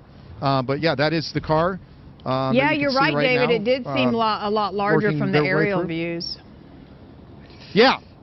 And you can see the steepness of this hill on Hawthorne Boulevard as he was traveling down. Yeah, and it's definitely, you saw the Genesis Invitational logo on the driver's side door. So that is definitely the car that Tiger Woods was in today when he had the accident early this morning at 7 o'clock on Hawthorne Boulevard. And David, you even broke the news that he is being airlifted in the next few hours to UCLA in Westwood, and CNN has reported that he has compound fractures to his legs. And, as I hear you and Glenn talking about, the sport and him wanting, all these goals to set, he's very goal-oriented. He's an extreme athlete.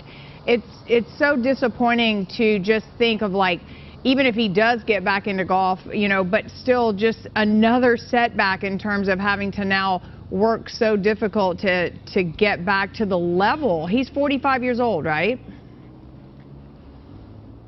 Yeah, he's 45. He'll be 46 at the end of this year, so he's just turned 45.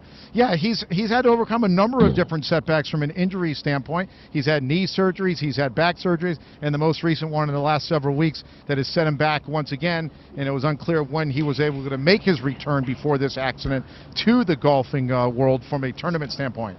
So, yeah, just another setback, and the last time he did play competitively with his son, from a standpoint of the father-son PNC Challenge in Orlando in December, and it looked like he was okay, but, and then out of the blue, he had a surgery, and then they had a report that he actually had the surgery, and people were like, wow. So his back was tweaked a little bit more. And I saw him this past weekend in Pacific Palisades at the Genesis Invitational. He was walking around a little gingerly, but he was in great spirits. He was on the broadcast with Jim Nantz saying, hopefully maybe he could get back to the Masters, but he was just unclear whether or not at that time, 48 hours ago, what his future was going to be in his return to golf. Yeah, Jim was trying to get it out of him. Give credit to Jim Nance trying to get those answers out of Tiger Woods on that interview. Yeah, Tiger over the years, he doesn't give you a lot. He'll give you some, but he doesn't give you a lot. But Jim was doing his best he could, for sure. Yeah. All right. Okay, so the image there on the left side of the screen, again, we have confirmed that's the vehicle that Tiger Woods was driving. It is a 2021 Genesis GV80. It's the first SUV that's come out by that car company. Now, my sources in law enforcement tell me that they're likely taking the vehicle to Van Lingen Towing on Lomita Boulevard in Torrance. We'll see if that's actually what happens. But Colton Von Pertz is up in Sky 5, and he's got this image looking down on this heavily damaged vehicle. Colton, lucky to survive this one. Very lucky to survive. Looking at the way that this crash happened, Tiger was making his way south or northbound down a hill on Hawthorne Boulevard. Right now we're sitting at Hawthorne Boulevard and Silver Spur. Looks like we're going to be turning left. You can see the damage to that SUV there, but also they've brought some other debris along as well on the back of this flatbed as well. And so they will be taking this vehicle to a storage yard or an impound yard for the insurance to figure out what happened, as well as the investigators from the LA County Sheriff's Department to continue their investigation. But like Tim Lynn was saying earlier, these cars are very, very high tech, have a lot of sensors and a lot of computers in them that will be recording what's going on while they're driving, so that might help with that investigation. But now turning to the east on Silver Spur, this is going to be just a long kind of procession to that impound yard. You see cars passing on the other side of the vehicles. We haven't seen any law enforcement following this along, probably because they're already done with their on-scene investigation, and now they're more focused on just cleaning up that road and getting it open to the public. But we'll follow this along, and but for now, I'm going to send it back down to you in the studio. All right, Colton Von Pertz, thank you for that.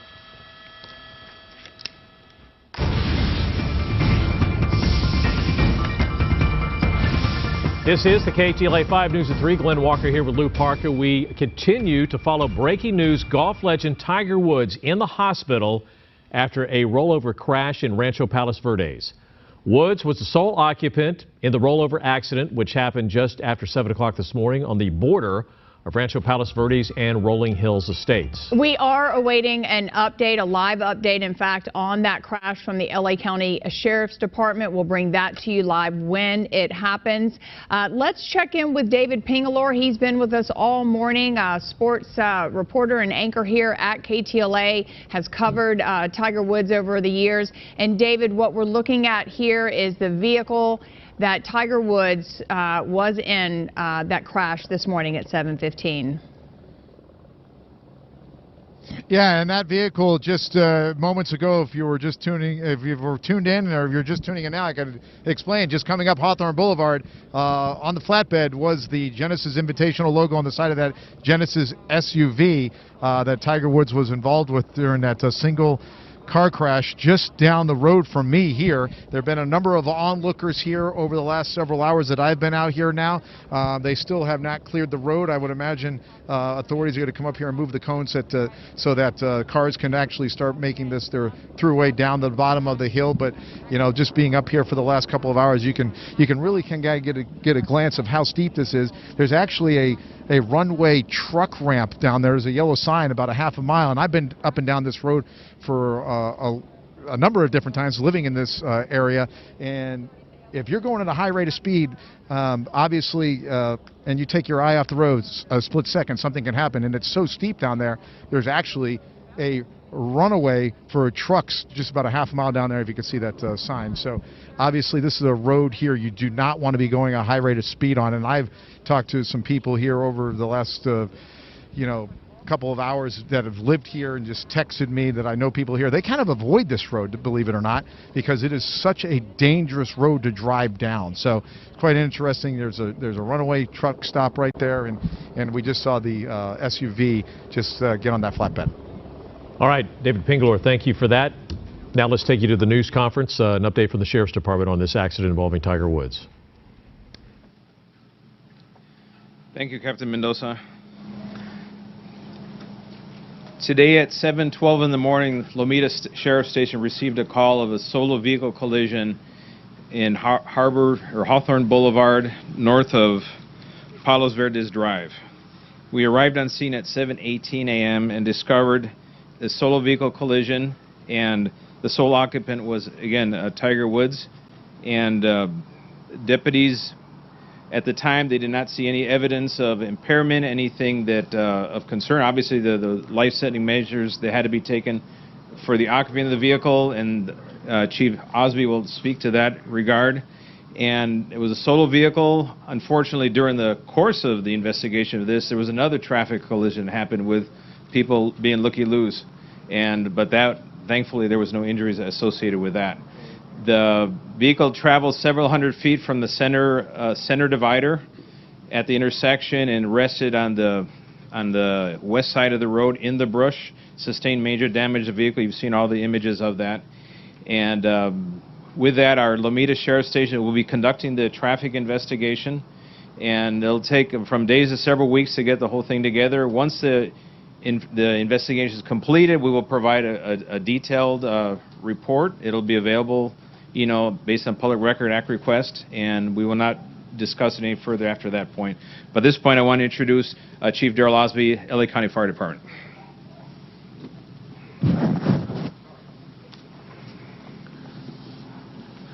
Good afternoon. I'm Fire Chief Darrell Osby of the Los Angeles County Fire Department. At approximately 7:22 this morning, resources from Los Angeles County Fire Station 106 received a report of a solo vehicle accident at the intersection of Hawthorne Boulevard and Palos Verdes Drive North in Rolling Hills Estates. Upon arrival of the scene of the incident with sheriffs on scene, resources and personnel from the Los Angeles County Fire Department observed a single rollover vehicle incident with one person trapped. The person trapped was extricated by the Los Angeles County Fire Department personnel. Earlier, it was stated that the jaws of life was utilized to extricate the person trapped. It was later determined by our personnel that a Halligan tube, which is used for prying, and an axe was also used to pry the person free from the vehicle. The person was packaged at the incident in stable condition with serious injuries, and because of the fact that they needed to be extricated, they were transported to Harbor UCLA Hospital. Because of the extrication, and Harbor Hospital is also a trauma center. As indicated earlier, there was also a second vehicle accident with no injuries. Thank you. And the vehicle involved is a 2021 Genesis. It's a mid-size SUV. Para Español, a las 7:12 de la mañana en la calle Hawthorne, rumbo al norte, por la intersección de Palos Verdes Drive, hubo un Listening to Sheriff Alex Villanueva and representatives from the LA County Fire Department, basically reiterating what we've been talking about for the last 3 hours, this accident, the call coming in at 7:12. They arrived on the scene about 6 minutes later, at least sheriff's deputies did, and then the fire department around 7:22. And the sheriff mentioned Tiger Woods, but the fire department did not. But they did say that he had to be, taken out of that vehicle with specific tools, breaking the windshield, and he reportedly had the serious injury. So again, what we've been talking about is that they can't really release any additional information of what we already know, just because this investigation is ongoing. Yes, and again, accident 7:12 this morning, the fire department got there 10 minutes later. Sheriff Villanueva also said no evidence of impairment, in case people were wondering about that, but he said from the center divider that the vehicle went several hundred feet and ended up on the side of that hill off of Hawthorne Boulevard. And you see the condition of the vehicle, frankly, Tiger Woods is lucky to be alive. He is so lucky. The images on the right-hand side of your screen are from earlier. The images on your left-hand side are live from Sky 5. The car being transported, the vehicle being transported to a tow yard somewhere. And Colton Von Pertz is up in Sky 5 above all of this. I'm sure you've been following this as well all day. I have, Lou, on my drive in today, listening as well. But this vehicle here being towed now to the north on Crenshaw Boulevard into the Torrance area, probably to one of those insurance yards or impound yards for further investigations. We're going to keep an eye on it. I'm Colton Von Pertz in Sky 5. I'll send it back down to you. Yeah, let's go back to the news conference now, answering questions. We'll do a scene assessment. It was brought to my attention that he was conscious. Now, exactly what was said is unknown, but he was conscious. Our personnel make an assessment to make a determination of their level of consciousness, make sure that they're breathing, control any serious bleeding, and then control and address any serious injuries. It was brought to my attention that he had serious leg injuries, and that was assessed at the incident. The jaws of life are used as part of a package to extricate people that are trapped in vehicles. But it was later determined and brought to the attention that the jaws of life were not used to extricate Tiger Woods. We used a Halligan tool, which is a tool used for prying, and we also used an axe to pry him from the vehicle. He was taken from the vehicle with a collar and backboard for spinal precautions. He was had the proper splints. Because of the nature of the incident being a solo vehicle rollover, and the fact that it required an extrication that met trauma center criteria. The nearest trauma center to the area is Harbor UCLA Hospital, where he was transported in serious but stable condition. Which leg? That I do not know. It was my understanding that he had serious injuries to both legs. Both legs. Chief, this was his decision to go to Harbor UCLA, or you took him to the closest emergency room. Given his condition at the time, was it that severe? That's what you had to do? The determination of where to be transported was made by the paramedics and the captain unseen. The reason that Tiger Woods was transported to Harbor UCLA Hospital is because it's a trauma center criteria. Because of the nature of the incident, it was a solo roller vehicle, and the damage to the vehicle, and then it also required him to be extricated. That's one of the criteria that meets trauma center criteria. Therefore, he was transported to the nearest trauma center, which is Harbor UCLA Hospital. Was he airlifted, and can you tell us if he had injuries anywhere other than his legs, and were any of those injuries critical?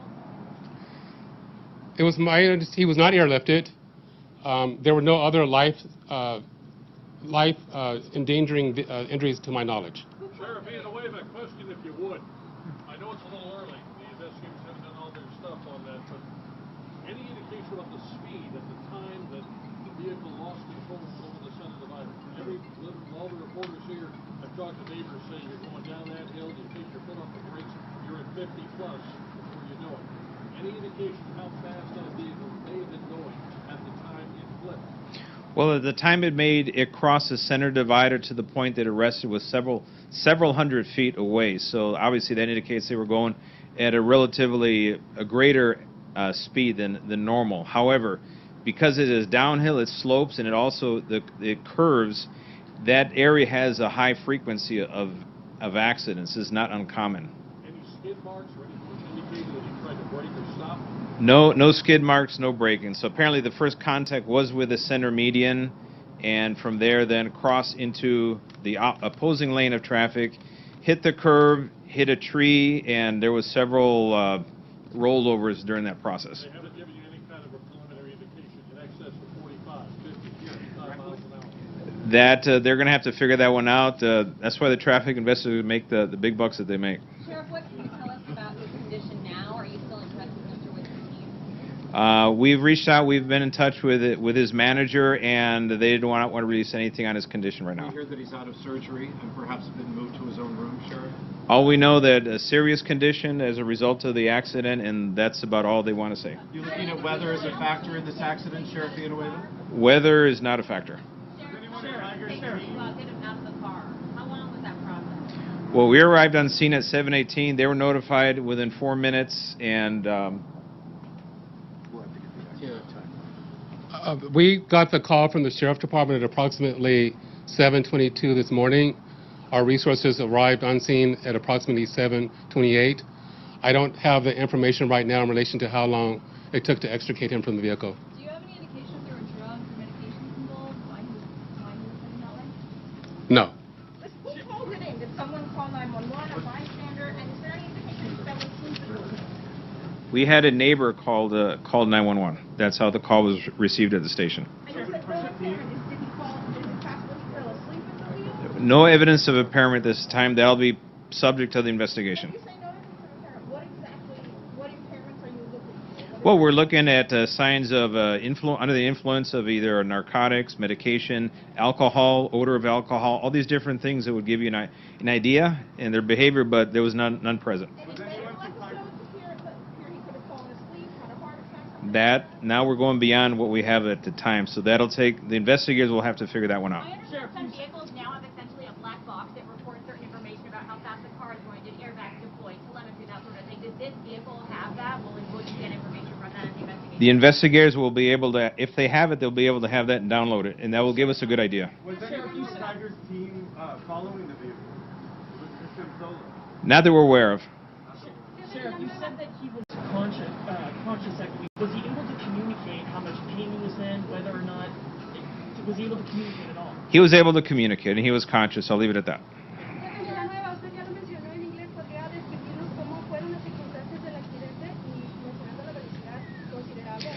La velocidad no sabemos cuánto es, pero era considerable según el punto de partida de donde cruzó la parte mediana de la calle y donde cayó al otro lado eran varios cientos de pies. Y obviamente eso es una velocidad acelerante. The one tidbit that we learned this time from the question answers is that the 911 call came in from a neighbor. Yeah. And he said basically he hit a curb, hit a tree, and he said it rolled over a couple of times. Didn't really see that on the vehicle. So I don't know, time will tell about that. But as far as the drugs or alcohol, again, at this point, no evidence of impairment, but more tests have to be done. Of the location. So if they didn't see it, they heard it because it's literally happened right at their doorstep. This is a courtesy car that he was driving, a Genesis courtesy car, correct? That is correct. And is it possible that Mr. Woods was on the phone when this accident occurred? Or is this one of the factors that we're going to be considering? That's something we'll have to explore. The investigators will have to ascertain that, if it was distracted driving. Can you describe how the axe and the special tool were used to extricate from the vehicle? I mean, as far as the doors go, I mean, how were the tools used for this process? As it pertains to the vehicle, as articulated earlier, it was a rollover accident, and so Tiger Woods was trapped inside the vehicle.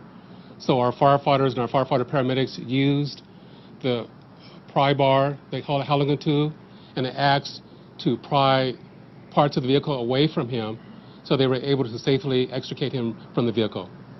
At what point did you realize it was Tiger Woods? Did he identify himself? Did they check his license? How do you know who it was? They recognized him, and he identified himself as well. Sheriff, did you say no blood was drawn at the scene from Tiger? No, we don't have that capability, nor do we want it. Sheriff Villanueva, the accident crime scene has taken a long time. It's been there now for several hours. Just moving the car now. Is there a reason so much time has been taken at this crime scene? Are there certain factors you're looking at? Are there certain pieces of evidence you're hoping to find? Or is it simply the fact that this is Tiger Woods and this is the way we're going to handle it? Well, any serious accident of this nature is going to take time. It usually takes hours, and removing the vehicle is one of the last steps, and they've done all their markers, took in all their measurements, gathered up all the stuff, and then 3 or 4 hours is pretty normal, actually. The celebrity component is not playing a factor? I don't think that'll play a factor in it. Would the neighbors approach him, like checking on his well-being? Did they like make it to the site and actually make contact with him? No, they did not. No, there's a bluff. They're sitting about 20 feet above the place where the vehicle came to arrest. Hey, Sheriff, could you talk a little bit about if he was able to stand after he was taken out? Was he able to take a couple of steps? Could you talk a little bit about what that looked like? He was not able to get up, no. That was not an option. Did Tiger Woods ask you to contact anyone for him? Did he ask you to contact a specific member of his family or a specific member of his team that was here for the golf tournament at this point? At a later time at the hospital. At the hospital he did, but not at the scene. I'm sorry, sir. Can you clarify? He did at the hospital, but not at the scene. He asked you to contact Yes. a member of his family. Who was it? A member of his team. Oh, a member of his team. Thank you. Huh? Can you talk about the conditions inside the car? Was the crash was able to move at all? Well, the interior of the cabinet of the vehicle was more or less intact. The front end was totally destroyed. The bumpers, everything was destroyed. Airbags deployed, all of that.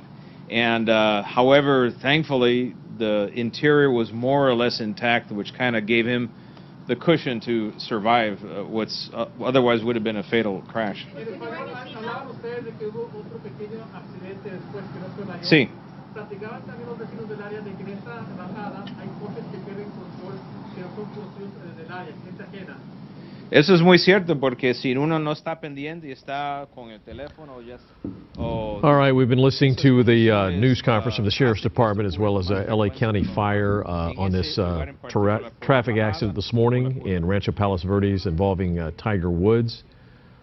Basically, as we expected to hear, multiple leg injuries. We understand he's got compound fractures on one or both of his legs. On the other side of the screen, you're seeing the vehicle being, we believe, to the tow yard somewhere. I think this is in Lomita. Can't confirm that at this time. Maybe Colton Von Perst can do that for us a little bit later. Firefighters arrived on the scene. They say that Tiger was conscious.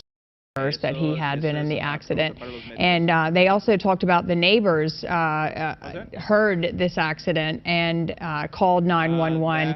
One of the reporters asked if they actually rendered aid or went down, but he said no, because they were sort of up on a cliff area. They could definitely hear it because it was so close to their home, but they couldn't actually get to him. This is interesting. I don't know exactly where they took this vehicle, but it almost looks like they took it to a storage facility, it does look which like a storage facility instead of where you would usually think of. But maybe for safekeeping, right? Yeah, well, it's definitely evidence in an investigation, so this may be the reason why. Let's listen back into the news conference. Every accident in that area, when it's downhill on a curve, you know, the speed, the vehicle code 22350 says unsafe speed for driving conditions. Typically on an accident, when it's a factor, that is one of the sections that is cited. And sometimes just because that's the posted speed limit, if there's a wet road, for example, that doesn't mean your speed limit is fixed there. You actually have to slow down even lower than that for the conditions of the road. So downhill on a curve is something that it's a lesson for everyone. You got to be aware of this.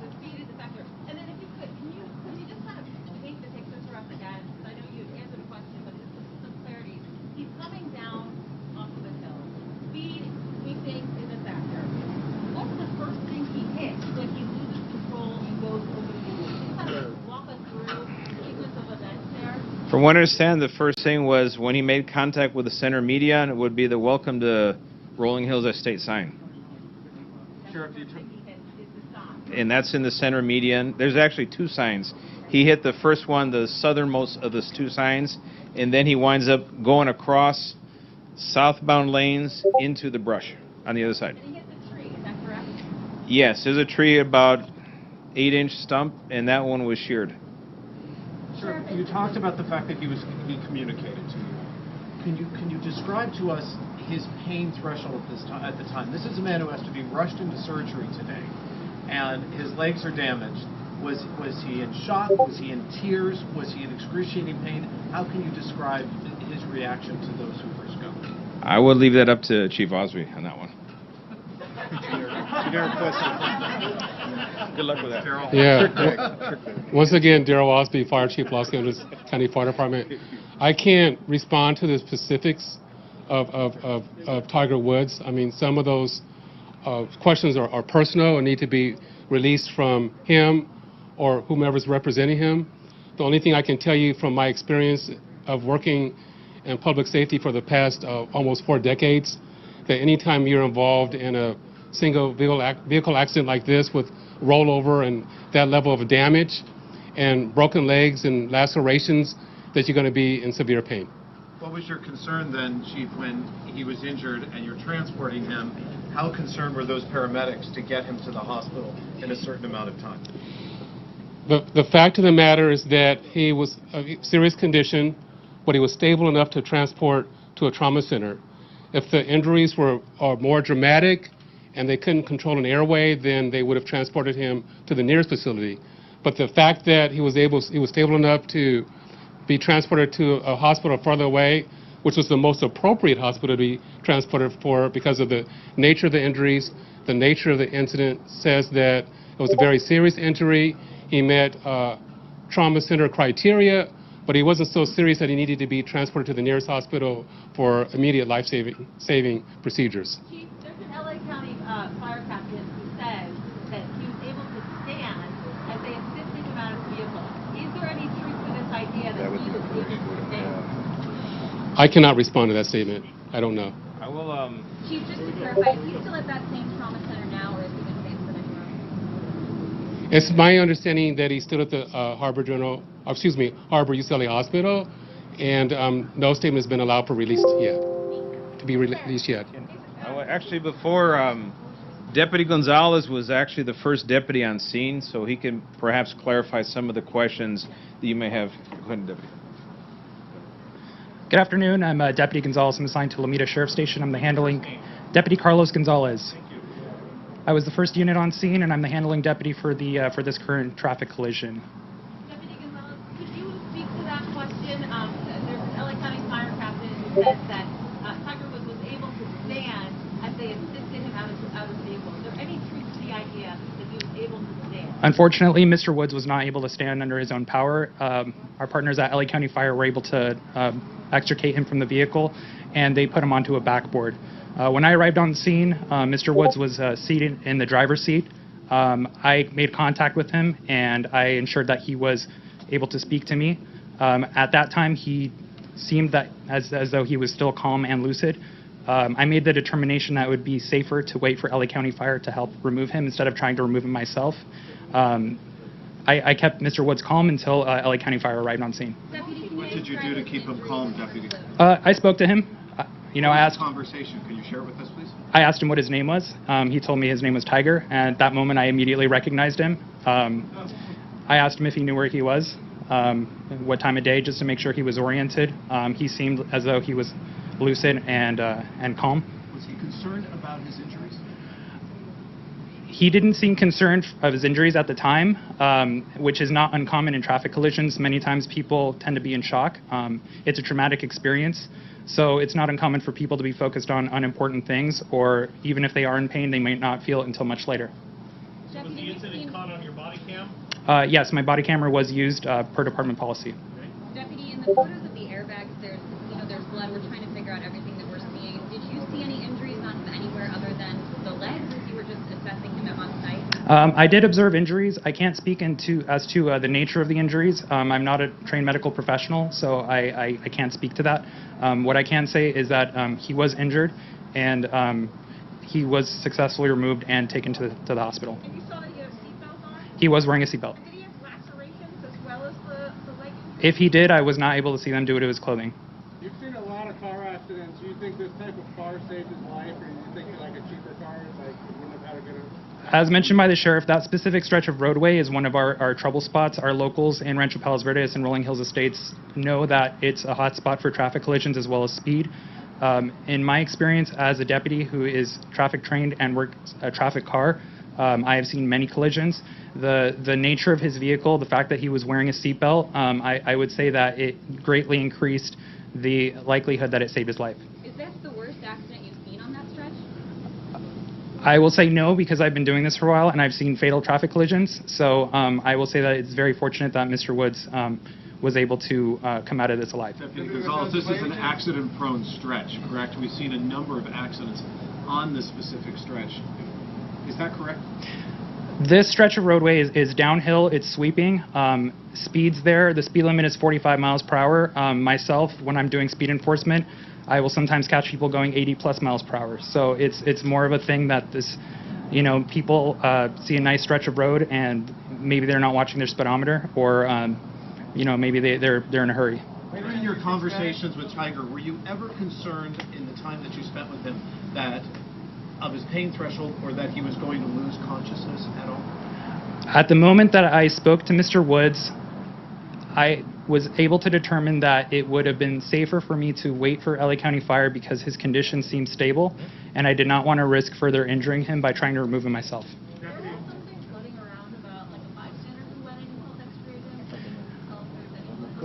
So the neighbor that lives behind heard the collision and came down and was the one that directed me to the vehicle. As was indicated by the sheriff, there was another unrelated traffic collision that occurred several feet down the roadway, which I believe was due to people trying to look. And that also kind of distracted from what was occurring because he was several feet off the roadway, so I think most of the attention that people were focused on was on the roadway. One more question. Deputy, can you describe what the scene looked like inside the car? Did he have enough space to go around, wiggle around, and how did the passenger side look and how did the back? As indicated by the sheriff, the interior passenger compartment of the vehicle was intact. The airbags did deploy successfully. Again, he was wearing his seatbelt. I think this also kind of speaks to the marvel of modern automobiles in that they're much safer than they've ever been previously. Deputy, any idea how many times the vehicle flipped? Well, we don't know that at this time. Sí. Sí, ¿cuál es la pregunta? Right, that's probably the most information we've got is from Sheriff's Deputy Carlos Gonzalez. He was the first officer on the scene. He said that the Tiger Woods could not stand, so when they removed him from the vehicle when the fire department got there, they used a backboard. He said that Tiger was wearing a seatbelt. He managed to keep him calm. He said that he was lucid. He was alert. And he did say that stretch of Hawthorne Boulevard is they called it a trouble spot and a hot spot for accidents. It's a downhill sweeping road. Speed limit is 45, but a lot of times people are going about 80 miles an hour down that stretch. It's so interesting. The 911 call came in, and then the neighbor came down and had to actually show him where the crash was. So if the call came in around 7:12, I think they dispatched and got there at 6 minutes later, but then by the time he got to the crash, so Tiger was probably alone for 10 minutes waiting for that situation. Just what a nightmare for him. I think it's fascinating that this deputy, who by the way is fantastic at this press conference, very calm, and he definitely called Tiger lucid and calm, which are really great two words, you know, sitting there and trying to say, you know, the fire department's coming, they're going to get you out of this situation. And then one of the reporters asked and said, you know, what about the injuries? Was he upset about that? And he said, you know, a lot of times people are in shock, you know. So I think he was saying, no, he wasn't upset because he was probably in shock about it. Just want to confirm that the vehicle that Tiger Woods was driving, the Genesis SUV, has been taken to Van Lingen Towing. That's a tow yard that's located in Lomita. They usually deal with most of the police departments in the South Bay area. So that's where obviously the investigators will take a closer look at the vehicle. Kind of interesting about that place is they actually it looked like a storage facility. Very unusual, but I guess they don't want it out where everybody can see it and attract a lot of attention to paparazzi that'll be showing up. And of course, Tiger was taken to Harbor UCLA Medical Center, and that is where we see the view now from Sky 5. Well, you've got the investigation still ongoing. It's Tiger Woods, you know, all of that. I think it's smart that they did put it into that storage unit there. Colton Von Pertz above in Sky 5. So what are we looking at here? This is the medical center, right? Lou, yes, this is UCLA Harbor Medical Center. We're just keeping an eye on it. We heard from a source that possibly they're going to airlift Tiger Woods from the facility here up to the Ronald Reagan Medical Center in the Westwood area. We were talking about that vehicle being put into a garage over at the tow yard. What that is an evidence garage, and the main purpose there is to keep the vehicle out of the elements as well as prevent any sort sort of tampering or any other things that can happen with that vehicle sitting on an open yard while the sheriff's departments do their investigation. So that's why it was put inside that garage for safekeeping. That vehicle did have quite a bit of damage to the front as well as the back, probably from going off the road, and they do have a good amount of crash cushion to the front of those vehicles nowadays, but from what we're hearing, Tiger did have some injuries that prevented him from walking. So we'll keep an eye on UCLA from our medical center here in Harbor. I'm going to send it back down to you guys in the studio. All right, Colton Von versus Sky 5, and again, those injuries, compound fractures in one or both of Tiger Woods' legs, and of course the underwent surgery right there at Harbor UCLA Medical Center. And he will be likely airlifted to UCLA Westwood, and Sarah Welch is at the medical center, possibly with some information about that. Sarah, have you heard of when that may happen? Hi, Lou and Glenn. Good afternoon. No, we haven't heard. We have a call into the hospital, but we haven't heard back. And Glenn, as you said earlier, based on the extent of this crash, Tiger Woods is lucky to be alive. Well, we heard law enforcement a short time ago saying Tiger Woods was wearing his seatbelt, and that likely saved his life. We were also told that he was conscious, lucid, calm, stable, but in serious condition when he was taken here to Harbor UCLA. It is a trauma center, and based upon the crash and the fact that he had to be pried and removed from the SUV, that mid-size SUV he was driving, he was taken here to Harbor UCLA, where he underwent surgery for those leg injuries. Again, as you both said, we're hearing compound fractures in his legs. Again, we haven't had an update on surgery, but again, we did hear that at some point today he will be transferred from here, Harbor UCLA, over to UCLA Westwood, where Tiger Woods will begin his recovery. Again, if we get an update from here, we'll send it to you. For now, back to you in Hollywood. Sarah Welch, thank you so much for that. All right, joining us now is Dr. Alp Arkin. He is an ER physician with Kaiser Permanente. Doctor, can you hear us okay? Yes, I can. Thank you very much for having me. So let's talk about, I know you don't know the specifics of Tiger Woods' injuries, but could you explain for our viewers, I mean, somebody breaks a leg or they get a compound fracture, what is the difference, or is it the same thing? Well, I mean, a fracture is a break, so it is the same thing. It just depends how significant the fractures are, and I think there's still a lot of information that is unknown. So there's a break, a fracture, same thing. Compound, correct. Is it, to my understanding, is that the bone actually breaks the skin. Is that correct? Correct. It can be an open compound fracture, in which case you do have bone that does break the skin. And what is the recovery typically on something like that? I guess it depends on the body part. It does. It depends on the body part. It depends on the extent of the injuries, obviously. It depends on how many fragments there are. And, our orthopedic surgeons are really good at what they do, and I've seen them do amazing things. And so it really does depend on the extent of the injuries, how and if it's even possible to put it back together the way it was before, and even if that's the case, how long the recovery is going to be and what the level of function is going to be afterwards. So the femur bone is the largest bone, right, in the body? Correct, and okay. A really tough one to break. Okay, interesting. So maybe he didn't break that. Maybe he broke a lower bone or a different bone. So when it's really hard to say. Yeah, so when the paramedics arrive on the scene, and I know you don't have the advantage of having been there when this happened, but they arrive on the scene, judging by the way the vehicle looked after the accident, you can't really see what's going on, with his lower extremities. So how careful do they have to be when they extract somebody from a vehicle like that? So, they have to be very careful. And the first thing they'll do when they get on scene is to make sure that the scene is safe. I had the benefit of working as an EMT in the before I got to be an emergency physician. And so the first thing they want to focus on is making sure there's no leaking toxic fluids from the vehicle and so forth. And then when they approach the vehicle, they want to make sure that they cover the very basics of human life support, which is the victim breathing? Are they conscious? Are they awake? If you ask them, hey, how are you doing, sir? And they answer, I'm okay. you've immediately assessed that they're breathing and they're conscious and they're alert and oriented and able to respond to you. So you know that whatever's going on below what you cannot see, you at least know that at that point in time, they're getting enough circulation to be able to formulate sentences.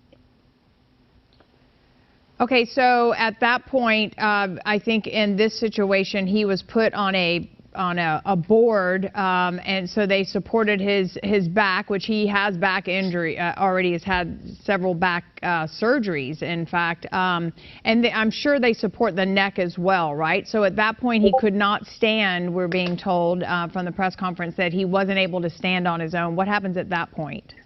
Well, normally speaking, you know, if you're extricating a victim from a vehicle, you don't give them the opportunity to stand because you don't know what the extent of the injuries are. And I think I heard one of you two folks say before I joined in that adrenaline is kicked up high and really don't know the extent of the injuries at that point. They may not be able to even tell you that something hurts that's broken other than the obvious. And so the paramedics will do a good job of actually securing their neck with a collar device while they're still in the vehicle and as they're cutting out the victim. And once they get them out, absolutely, they very methodically and carefully place the victim onto a board that's rigid and straight to protect their back. So protecting the neck and the back is of paramount importance. And the paramedics and the firefighters are really good at making sure that they do this in a very careful, methodical way in order to prevent any damage. Any future damage, I should say. Doctor, we're hearing that the Tiger Woods will be transferred up to Ronald Reagan Medical Center at UCLA. Is there a medical reason for that, or is it just because of maybe his celebrity status and it's a little more easier to handle that type of situation up in Westwood as opposed to Torrance? That's hard for me to say because I don't know the operations of that medical center. Speaking about Harbor UCLA versus Ronald Reagan, it may be specialty support, specialty services. I know Harbor UCLA is a trauma center. This may require something that they don't have, but it's really hard for me to say, unfortunately. I don't know the services that are offered there. As you watched this news unfold today as a physician and you heard some of the injuries, what were your thoughts on it? I mean, it's, heartbreaking, of course, for anybody to have to go through that. The vehicle looked, pretty roughed up, but it was, I think, reassuring to hear that that at least, he was lucid. He got the appropriate care. It sounds like the paramedics and the firefighters did an outstanding job of extricating him and got him to the appropriate facility as quickly as possible. Well, Dr. Al Barkin, ER physician at Kaiser Permanente, we appreciate your insight on the possibilities of what is going on with Tiger Woods today. Thank you very much for having me on. I appreciate it. Thank you. All right, let's check in with Lauren Lister. She has some updates, apparently. Hi, Lauren. Hi, Lou. We, of course, just heard from authorities a short time ago. That press conference we brought you live where we heard from LA County Sheriff Alex Villanueva as well as the fire chief on what we know at this point about this accident involving Tiger Woods. Of course, it's all preliminary. This investigation is going on and it will take time, but we did learn that Tiger Woods was conscious when he was taken to the hospital, described as lucid. Also, the sheriff said there were no signs of impairment. Also, that he rolled over multiple times when he lost control, headed downhill on Hawthorne Boulevard, a curvy road described as a hot spot for collisions. Here's more from the sheriff. Obviously, that indicates they were going at a greater speed than normal. However, because it is downhill, it slopes, and it curves, that area has a high frequency of accidents. It's not uncommon. Any skid marks or anything indicating that he tried to brake or stop? No skid marks, no braking. So apparently the first contact was with the center median, and from there then crossed into the opposing lane of traffic, hit the curb, hit a tree, and there was several rollovers during that process. And that was what happened before we learned a neighbor heard the crash and was the first to call 911. Authorities responding. We actually heard from the first deputy on scene who waited for paramedics to get there to extricate Tiger Woods. We learned he was taken out with tools, including an axe, pried from the vehicle, unable to stand but able to talk. And we also learned that he was wearing his seatbelt, that airbags were deployed. It was 7:12 this morning when they got that call, the sheriff's that is, and here's what it sounded like. Listen to this. 73 Tom 1 is the Honda 170 TVZ assist. 902 Key, Hawthorne Boulevard and TV Drive North. Rolling Hills and Space. The vehicle ran off the road. Wings, TV Drive North, and Blackwood.